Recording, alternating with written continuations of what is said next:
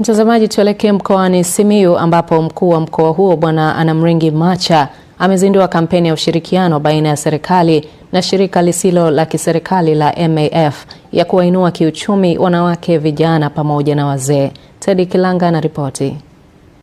Akizindua mkakati huo wilayani Busega mkoani Simiyu, ulienda sambamba na uzinduzi wa shirika la Monyiri Africa Foundation MAFU lenye lengo la kuunga juhudi za serikali katika kuyafikia makundi hayo.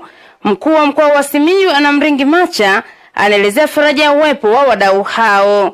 Kazi inayofanywa na serikali haijatosheleza, na kwa hiyo mkono wako kama ule wa shilingi 200,000 ulizompa yule mama, kwa kweli ni faraja kubwa sana kwa serikali. Si vibaya kutoa ile misaada ya moja kwa moja, lakini tutashukuru zaidi mkitoa ndoano badala ya kutoa samaki.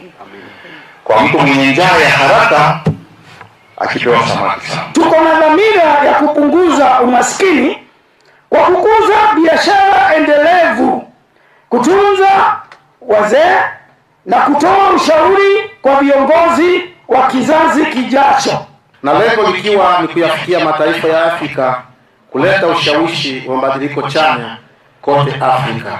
Shirika letu la MAF linaamini katika nguvu ya ushirikiano.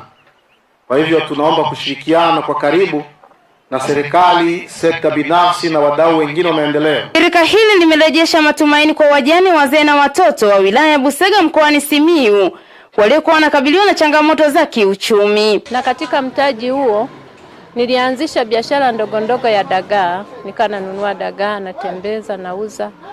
Lakini namshukuru Mungu, kwa kweli mtaji huo uliniwezesha hadi sasa naenda visiwani, nachukua dagaa, naanika, nauzia hapo. Daftari nilipata, sare ya shule nilipata, walinisaidia kwa kweli. Kiu yangu ndani ya moyo wangu wafikiwa na wengine ambao hawajafikiwa na huduma ya MAF.